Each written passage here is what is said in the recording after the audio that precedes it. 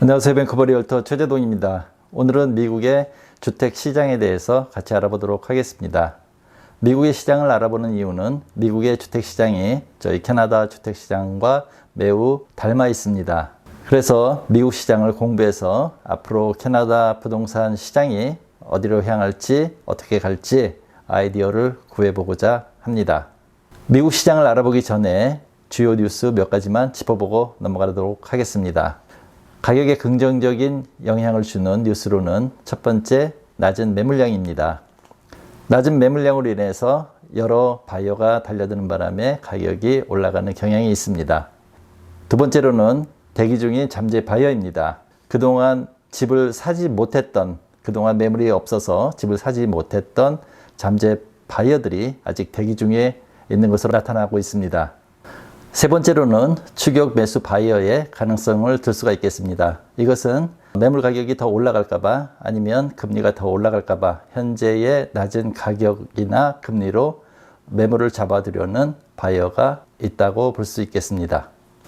다음은 가격에 부정적인 영향을 주는 뉴스입니다. 첫 번째로는 BC주에서 지난주에 계약 해지권을 입법화해서 올 여름 내로 시행하겠다는 의지를 밝혔습니다. 즉 이것은 뭐냐 하면 그동안 매물이 적은 관계로 많은 바이어가 몰려서 멀티플 오파 등 아주 치열한 경쟁이 있어서 이런 데서 오는 어떠한 불이익이나 부조화 이런 것들 때문에 어떤 쿨링 오프, 그러니까 일정한 기간을 둬서 이거를 약간 식히려고 하는 그런 제도적인 장치라고 할 수 있겠습니다. 이것은 시장에 약간 가격적으로는 나쁜 영향이라고 볼 수가 있겠습니다.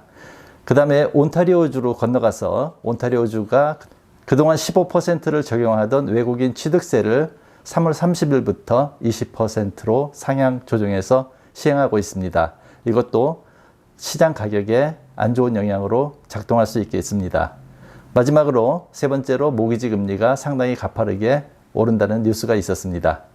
자, 그럼 미국 시장 같이 알아보도록 하겠습니다. 가격부터 보겠습니다. 여러분이 보시고 계시는 그래프는 케이스 실러 홈프라이스 인덱스라고 하는 것인데요. 이것은 어려울 거 없습니다. 케이스라는 사람하고 실러라는 사람이 만든 주택 가격 지수인데요. 2000년 1월에 미국에 있는 20개 도시의 주택 가격을 100이라는 지수로 만들어서 그 기간이 지나면서 이 100이라는 지수가 어떻게 등락하는지를 추적해서 나타나는 그래프라고 볼 수가 있습니다. 그래서 보시면은 처음에는 올라가다가 어느 순간에 중간쯤 내려서 다시 내려오고 다시 끝까지 가다 보면은 현재까지는 올라온 그런 모양을 볼 수가 있겠습니다. 그래서 2000년 1월에 100으로 시작한 지수가 쭉 성장을 하다가 2006년 정도에 200이라는 피크를 찍고 그때 금융위기를 맞고 다시 하락을 시작합니다. 그래서 2009년 정도까지 하락을 해서 그 지수가 다시 140으로 곤두박질을 치고 약 3년간 2009년부터 2012년 정도까지 한 3년간 횡보를 하다가 2012년부터는 줄곧 우상향하는 모습을 보여주고 있습니다. 여러분이 여기서 한 가지 알아두셔야 할 것은 2006년도에 200을 찍었던 지수가 내려와서 다시 200을 찍는 데까지는 약 10년이라는 기간이 소요됐습니다. 그렇기 때문에 굉장히 오랜 시간이 걸렸고요. 그리고 2012년부터는 현재까지 약 2배의 증가를 보이고 있습니다. 그리고 2022년 1월 이 지수는 현재 290을 보이고 있습니다. 그러니까 예를 들어서 2000년 1월에 100인 지수가 현재 290이니까 가격은 2.9배가 올랐다고 보시면 되겠습니다. 즉 예를 들어서 2000년에 20개 도시 중에서 100만 불의 집을 구입한 사람은 현재 약 290만 불 정도가 된다고 보시면 되겠습니다. 전년 대비 가격 살펴보겠습니다. 여러분이 보시는 그래프는 케이스 실러 홈프라이스 인덱스 YOY 전년 대비란 뜻이죠. 를 보고 계십니다. 파란선 막대 그래프가 0 위에 오르락내리락 하고 있고, 그 다음에 0 밑으로 노란색으로 오르락내리락 하고 있습니다. 지수는 2022년 1월 기준으로 전년 대비 19.1%가 증가했고요. 여러분들이 전년 대비 많이 들어보셨을 텐데, 여기서 돈이 되는 관전 포인트 팁 하나 드리겠습니다.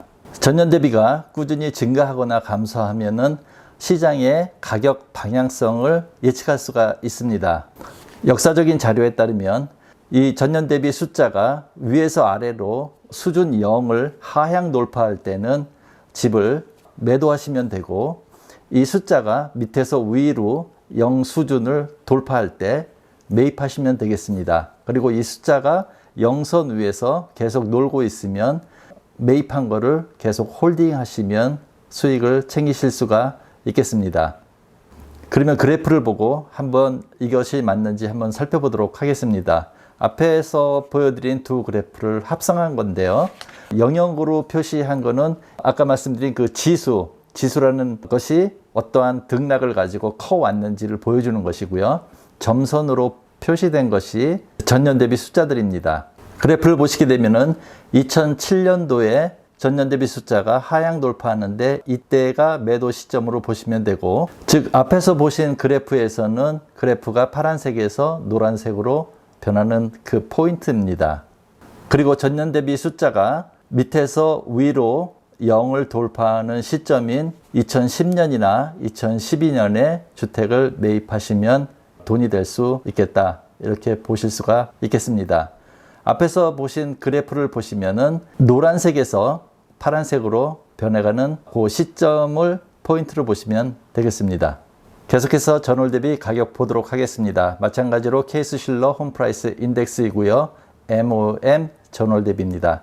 전월 대비는 전년 대비보다 좀 더 빠르게 움직이는 지표이고요. 이것이 2022년 1월에 전월 대비해서 1.4%가 증가했습니다. 전월 대비에 돈이 되는 관전 포인트는, 전월 대비는 시그널이 전년 대비보다는 조금 빨리 나오는데요. 속임수도 있기 때문에 어떠한 추세를 보려면 몇 달간 계속 빠지는지 몇 달간 계속 올라가는지 먼저 보는 것이 좋을 듯 합니다. 그렇기 때문에 전월 대비하고 전년 대비를 같이 놓고 보는 것이 추세를 파악하는 데 도움이 될 것이라고 생각이 되어집니다. 다음은 기존 주택 거래 건수입니다. 지난 2월에 620만 건을 거래했고요.